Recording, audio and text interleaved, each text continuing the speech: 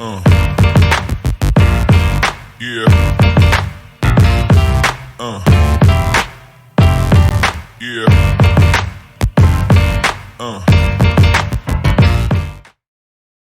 Sejam todos muito bem-vindos ao quarto episódio da série Fisiologia Respiratória. Eu sou o professor Augusto Cruz e toda quinta-feira você encontra conteúdo novo sobre esse assunto tão importante para você que trabalha com pneumologia, para você que trabalha com fisioterapia respiratória, para você que trabalha com ventilação mecânica. Fisiologia respiratória é a base fundamental de tudo. Então você, estudante ou profissional, todas as quintas-feiras às 18 horas encontram conteúdo novo, sendo esse o quarto episódio onde nós falaremos sobre espaço morto anatômico e espaço morto fisiológico. Então, antes de começar, já vou pedir para você curtir o vídeo, se inscrever no canal, ativar a notificação para que toda semana você receba um conteúdo novo, sem falar que você pode comentar, compartilhar com seus amigos. Esse ambiente aqui está justamente para você tirar suas dúvidas e a gente participar ativamente do seu aprendizado de fisiologia respiratória. Se você está chegando aqui nesse primeiro vídeo, eu utilizo 4 livros para a gente discutir, que são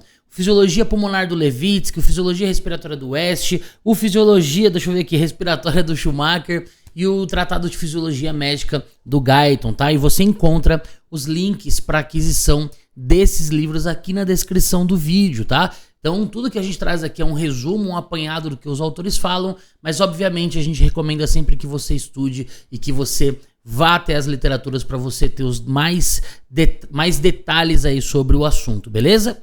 Bom, na semana passada nós falamos sobre volumes e capacidades, né? Falamos sobre volume corrente, volume de reserva ins, volume de reserva ex, volume residual, as 4 capacidades, métodos de avaliação em vista da limitação de se avaliar o volume residual na espirometria. Falamos de pletismografia de corpo inteiro, falamos sobre a técnica do Gazelli. Foram muitos assuntos num vídeo bem longo, né? Que acho que ficou em torno aí de 45 minutos.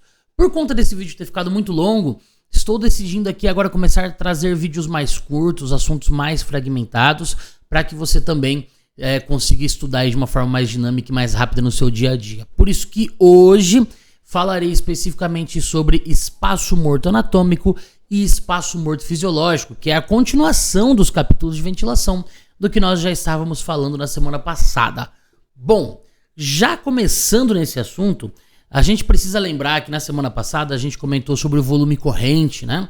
Que é a quantidade de ar que entra e sai do seu pulmão numa ventilação basal, que é totalmente possível de ser avaliada por uma tacografia, através de uma espirometria simples, mas que os autores descrevem, né, para facilitar até os cálculos que eles recomendam e sugerem ali na literatura, que um perfil muito específico de população tem um volume de aproximadamente 500 ml, né? Também citamos, eu gosto muito de recapitular isso, que esses valores eles vão mudar, tá? Eles vão variar de acordo com o sexo biológico, a altura e idade do indivíduo. Então, não quer dizer que o seu volume corrente seja 500 ml, isso depende muito desses perfis, dessas características individuais de cada paciente, beleza? Bom, pensando nisso, essa quantidade de ar que entra e sai do seu pulmão numa ventilação basal, ela é uma quantidade que vai preencher a anatomia do sistema respiratório. Isso não garante que essa quantidade vá chegar até os alvéolos. E é exatamente sobre isso que a gente precisa discutir aqui agora. Que o seu volume corrente, ele é uma quantidade de ar que vai entrar no seu sistema respiratório e vai preencher toda a anatomia do seu sistema respiratório, levando em consideração que ela começa na entrada da narina e vai até o seu sistema alveolar. Ou seja, nós temos uma ampla anatomia e dessa ampla anatomia, uma parcela desse volume de ar vai chegar e vai se acomodar até os alvéolos.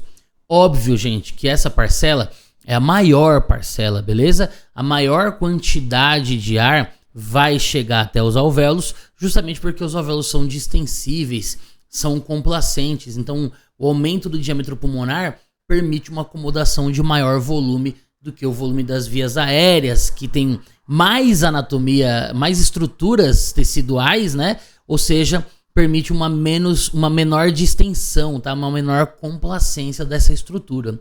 Em condições normais, até naquele volume base que eles consideram como 500 ml, eles até indicam ali que dos 500 ml desse perfil específico de população, aproximadamente 150 ml de ar ficam aprisionados ali na minha anatomia que não contém alvéolos. Aprisionados não, ficam acomodados nessa anatomia que não contém alvéolos, tá? E 350 ml restantes vão chegar e vão se acomodar até os alvéolos.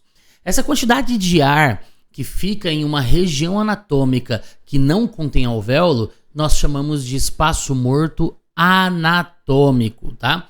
Espaço morto se dá porque essa quantidade de gás, ela não participa da troca gasosa, beleza? É por isso que nós damos o nome de morto, porque não faz parte do volume que vai participar da hematose, da troca gasosa. Então ele tá ali, ele preenche a anatomia, ele ocupa espaço, ele tem uma quantidade, mas ele não troca gás. Não troca gás porque essa porção anatômica dada pelas vias aéreas são porções anatômicas que não contêm alvéolos, tá? Interessante que a literatura até fala que em condições normais existe uma estimativa, tá? Que você tem aí aproximadamente 1 ml de espaço morto, 1 ml de volume, né, de espaço morto, para cada 493 gramas de quilo de peso predito por paciente, tá? Olha como é detalhista, né, a descrição. Esse dado aqui tá aqui no Fisiologia Pulmonar de do Levitsky, tá? Então, em condições normais, nós temos aproximadamente 1 ml de volume de espaço morto para cada 493 gramas de quilo de peso predito, tá? Então, se você já habitualmente calcula o seu volume, o seu peso predito e volume corrente do seu paciente na ventilação mecânica, em condições normais e saudáveis, você já pode estimar baseado nisso, tá? Bom, os autores também, eles vão fazer algumas outras descrições, né? Como, por exemplo, a ventilação alveolar minuto. Então eles pegam aqui, vou até pegar uma calculadora para facilitar esse cálculo. Eles falam assim, bom, se um indivíduo ele tem aproximadamente ali 350 ml de ventilação de volume alveolar, e ele faz ali aproximadamente 15 ciclos por minuto, a gente pode falar que 350 vezes 15 garante uma entrada de 5 litros, né? E 250 ml de ar em 1 minuto nos alvéolos desse paciente. O que é extremamente interessante para a gente já começar a pensar em um equilíbrio entre ventilação e perfusão. Porque se você tem ali aproximadamente 5 litros de ar entrando nos alvéolos, ou seja, 5 litros de ar que vão estar ali na área eficiente da troca gasosa, na área funcional da troca gasosa, nós também precisamos observar qual é o fluxo sanguíneo. Óbvio que nesse momento nós não discutiremos a perfusão em si, mas esses autores eles trazem ali numa imagem simplificada que esse perfil populacional dos 500 ml de volume corrente, eles também têm algo em torno de um débito cardíaco de aproximadamente 5 litros. Então a gente tem ali aproximadamente 5 litros de ar chegando até os alvéolos e aproximadamente 5 litros de sangue chegando ali nos meus capilares pulmonares. Isso gera um equilíbrio entre volume de sangue que está passando, entre volume de ar, justamente para permitir essa troca gasosa. E nós chamamos isso de relação ventilação-perfusão. Mas essa é a única informação que eu vou dar sobre esse assunto até o momento, porque a gente vai discutir relação VQ, o que seria perfusão, né? Relação ventilação-perfusão mais lá na frente, com mais detalhes, tá? Mas entendam que há um equilíbrio entre isso e que esses desequilíbrios, obviamente, podem causar outros efeitos ruins ali para a troca gasosa. Bom, uma forma da gente avaliar, eu quero já pegar aqui a literatura, os livros, esse espaço morto anatômico, eu já falei para vocês sobre 1 ml para cada 493 gramas de peso predito, mas existe um método aqui chamado método de Fowler. Tem aqui também descrito no Levitsky, tem descrito no West, o método de Fowler, que é uma maneira que nós conseguimos quantificar esse espaço morto através de um medidor de nitrogênio, tá? Como funciona isso, gente? Lembrando que isso aqui é um estudo de funcionalidade pulmonar, tá? e que é difícil a gente encontrar no dia a dia, principalmente no ambiente hospitalar, que é minha área de atuação. Particularmente eu nunca encontrei, porque isso aqui faz parte de medições de específicos detalhes de capacidades pulmonares, beleza?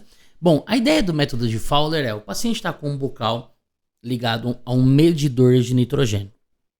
Esse paciente está ventilando normalmente até que vai se iniciar ali o teste. Imediatamente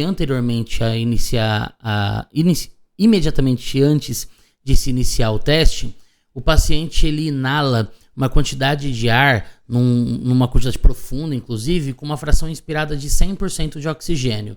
Ou seja, antes de se fazer a medição, o paciente inala um volume corrente com 100% de oxigênio, puramente O2, beleza? Quando ele faz isso, como naturalmente nós temos nitrogênio ali na composição do ar atmosférico, quando ele inala esse 100%, todo esse espaço morto composto por nitrogênio ele é empurrado para dentro, né? Porque você tem ali mesmo na exalação o preenchimento do espaço morto, e aí o paciente, quando vai colocar uma quantidade nova de ar, empurra essa quantidade que está preenchendo o espaço morto mesmo na expiração para dentro. E vai empurrar esse nitrogênio lá para dentro do pulmão, beleza? E aí no momento que começa a medição, é imediatamente após essa inalação, onde o paciente começa a exalar. Quando essa exalação começa, o primeiro momento ali da exalação não contabiliza nenhuma molécula de nitrogênio, justamente porque todo o ar que foi preenchido pelo oxigênio puro. Então, todo esse espaço morto anatômico inicialmente que nós temos é de gás puramente O2, beleza? Conforme o ar vai saindo e a gente vai começando a exalar não somente esse espaço morto, a gente começa a exalar um pouco de nitrogênio. E essa quantidade de nitrogênio vai subindo até atingir o seu platô. Ou seja, esse momento, né, onde nós temos essa transição do nitrogênio zero até o platô do nitrogênio, indica que nós estamos começando a chegar até os volumes alveolares, tá? A grande questão é que a medição do nitrogênio vai contribuir e muito para a indicação desse espaço morto, tá? Onde nós temos ali o nitrogênio zero, uma subida de transição desse nitrogênio platô, e nós vamos utilizar o ponto médio dessa rampa de subida do nitrogênio, o ponto mediano ali como ponto de quantificação de volume do espaço morto, tá? Então essa é a forma de se medir o espaço morto pelo método de Fowler. Volto a dizer, você que atua no ambiente hospitalar, você não vai encontrar esse tipo de medição aqui no seu dia a dia, beleza?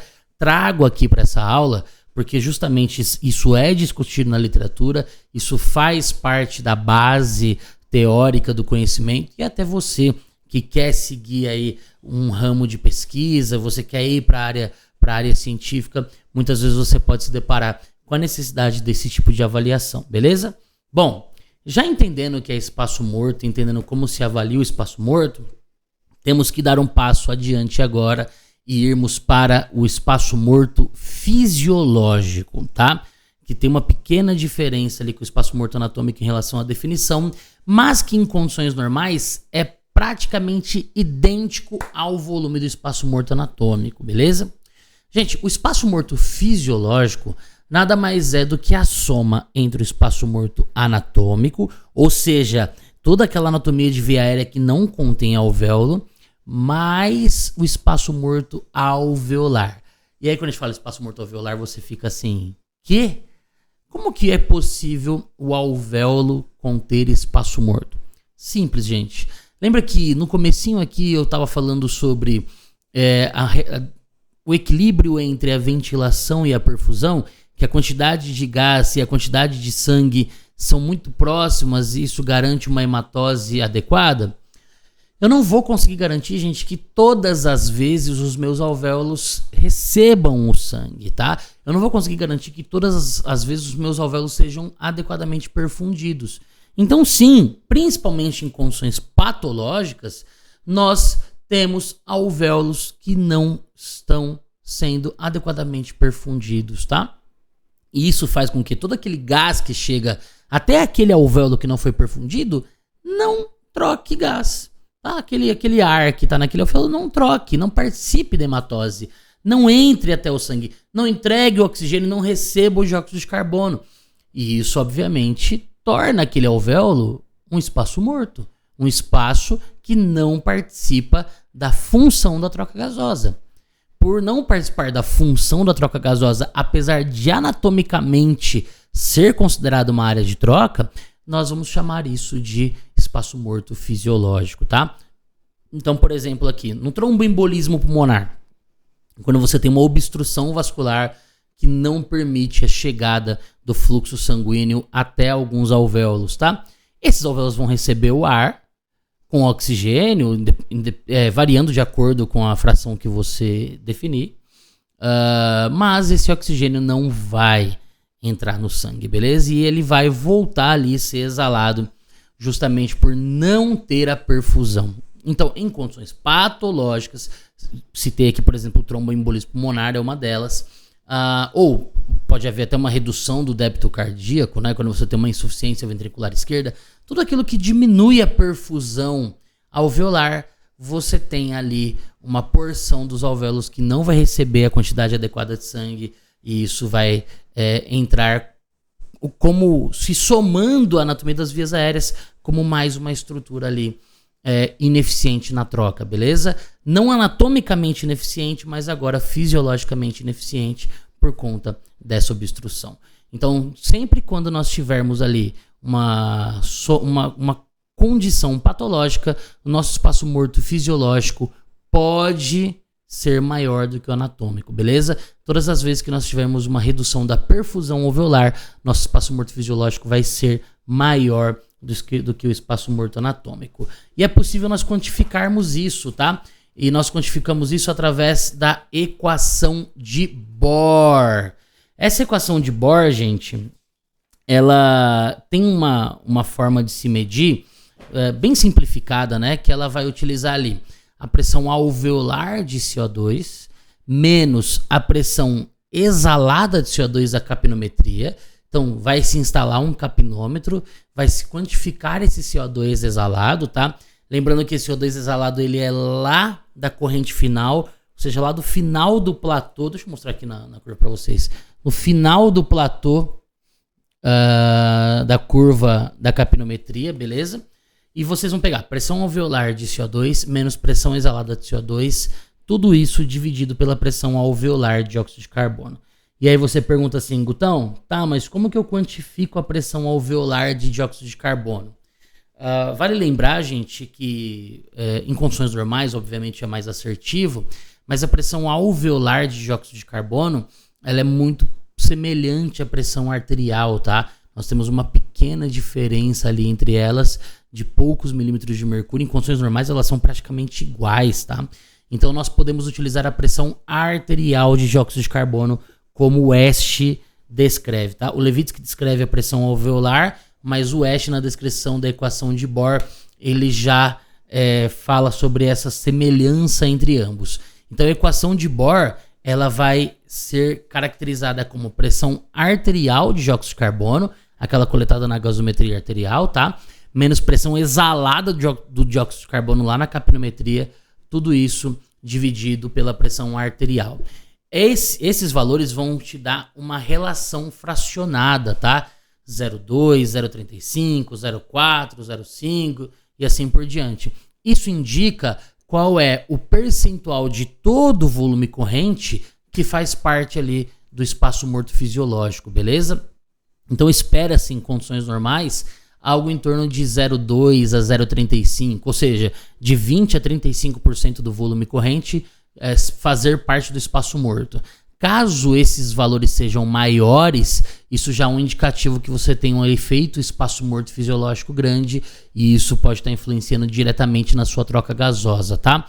Uma outra forma de se monitorizar também é com relação ao comparativo das gasometrias, tá? Uma gasometria arterial para gasometria venosa. Então, se você tiver uma gasometria arterial com um valor de PaCO2 maior do que da venosa central, Isso pode ser um indicativo também que você está tendo um efeito espaço morto, beleza? Mas essa medida ela não é tão exata e tão assertiva, porque você pode ter influência do ponto onde você está coletando essa gasometria arterial. Então o ideal, obviamente, é você pegar PaCO2, pressão arterial, menos pressão exalada lá no final da capnometria, aquele valor que de fato o capnômetro te mostra, tudo isso dividido pela pressão arterial de CO2 e esperar valores entre 0,2 e 0,35. Isso é totalmente possível de ser avaliado na UTI, totalmente possível de ser avaliado por um paciente mecanicamente ventilado, desde que você tenha uma análise gasométrica e principalmente o capnômetro instalado ali a via aérea do paciente, beleza? Seja por prótese traqueal ou não. Isso vai variar muito da medida como você está realizando. Então, dessa forma, a gente consegue quantificar e entender o efeito espaço morto. Por exemplo, durante a Covid-19, muitos pacientes tinham um aumento do dióxido de carbono justamente por conta desse efeito espaço morto, tá? As obstruções vasculares pelo aumento da formação de trombos pulmonares, isso fazia com que você não alcançasse todos os seus alvéolos. Então, obviamente, você não conseguiria entregar esse CO2 de uma forma adequada, uma forma devida ali para os alvéolos, fazendo com que você tivesse uma hipercapnia. Isso seria facilmente diagnosticado, né, fazendo essa relação de efeito espaço morto fisiológico para identificar qual era o impacto da perfusão pulmonar sobre essa troca. Bom, antes de finalizar, eu quero falar com você que trabalha com ventilação mecânica, porque nós temos um outro tipo de espaço morto, que é o espaço morto instrumental, beleza? Que nada mais é do que todas as peças que se ligam à via aérea do paciente em um dispositivo de suporte ventilatório, sendo ela a cânula orotraqueal, a cânula de traqueostomia, o filtro, o circuito, o próprio capnômetro, um sistema de aspiração fechada, 2 filtros, muitas vezes quando você precisa utilizar um HME e um EPA. Gente, tudo isso faz parte de uma anatomia acrescentada ali à via aérea do paciente. Então, assim como o espaço morto anatômico, o espaço morto instrumental também não permite a troca gasosa. Então, nós temos necessariamente que nos preocupar com essa quantidade de dispositivos que são conectados à via aérea do paciente, porque isso aumenta muito a distância, tanto para a chegada do oxigênio quanto para a saída do CO2. Óbvio que existem medidas que os equipamentos modernos trazem para você conseguir minimizar esse impacto.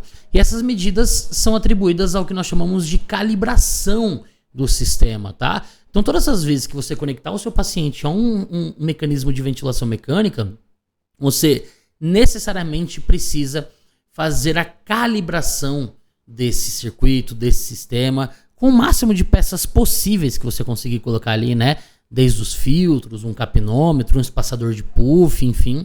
O que for possível ser conectado ali para que você consiga fazer a compensação desse fluxo, desse ar que vai ficar aprisionado ali, aumentando a quantidade do espaço morto.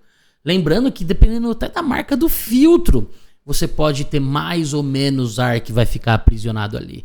Então é extremamente importante que a gente faça periodicamente aí essa calibração do circuito, justamente para que a gente consiga entender e minimizar o impacto desse espaço morto instrumental. Guto, periodicamente no mesmo paciente? Depende, se você começar a fazer muitas trocas de recursos. Inicialmente era um filtro, agora você mudou a marca do filtro e acrescentou mais um. Agora você colocou mais um filtro, um espaçador de puff, mais um capnômetro. Tudo isso, gente, se não quantificado pelo equipamento, pode ser considerado como um espaço morto e pode dificultar muito essa dinâmica ventilatória, tá? Podemos trazer grandes impactos sobre o aprisionamento de CO2 no seu paciente. Então, nós temos agora um terceiro espaço morto, que é um espaço morto que nós podemos acoplar ali à via aérea, que é o espaço morto instrumental. Estejam atentos ao espaço morto instrumental, tá? Ele pode ser um dispositivo que, se não considerado, vai desfavorecer a sua ventilação e, se devidamente conduzido, ele pode contribuir muito no seu controle do CO2 por uma melhor ventilação, uma saída mais facilitada desse ar para a atmosfera, beleza? Isso não está aqui, Isso não está em nenhum dos livros, porque isso é especificamente da ventilação mecânica, mas como um profissional de terapia intensiva que participa ativamente da condução ventilatória dos pacientes, eu também tenho essa responsabilidade de trazer. É por isso que isso é um plus, um bônus desse conteúdo pra gente, tá? Então falamos sobre espaços mortos, anatômico, fisiológico e instrumental na ventilação mecânica, e eu espero você na semana que vem, na aula 5, para falarmos sobre concentração alveolar do CO2, concentração alveolar do oxigênio, distribuição regional, diferenças regionais, né, que nós temos na ventilação pulmonar. Então, todas as quintas-feiras às 18 horas, um conteúdo novo na série Fisiologia Respiratória comigo, professor Augusto Cruz. Até